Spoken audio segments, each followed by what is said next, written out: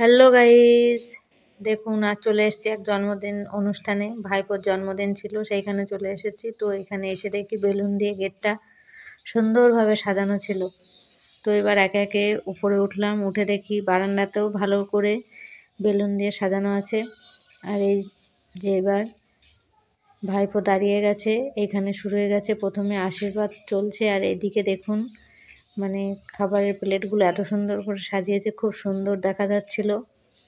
আর পাশেই ছিল কেক। তবে এইখানটায় একে একে মানে সবাই ভিড় করছিল যে সবাই একটু দেখবে বলে। তো এখানে এই যে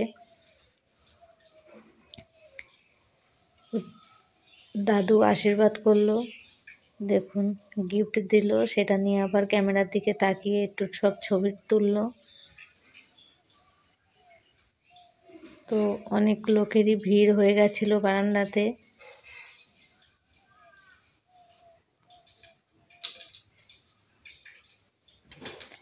তো তার জন্য এখানে আর বেশি সময় দাঁড়ানো যাচ্ছিল না, যে অনেক লোক এইখানে ঢুকবে বলে আস্তে আস্তে বাইরের দিকে চলে আসলাম।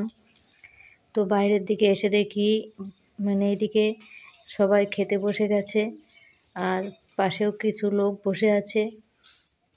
আর তার পাশেই চলছিল মানে ফুচকা দিচ্ছিল। তো সবাই একে একে ফুচকার দিকে যাচ্ছিল যে ফুচকা খেয়ে এসে তারপর খাওয়ার প্যান্ডেলে যাবে।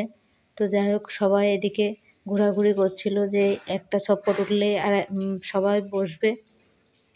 তো আমরা এখানে সবাই দাঁড়িয়েছিলাম, তো সেই ভাগে একটু ভিডিওটা করে নিলাম।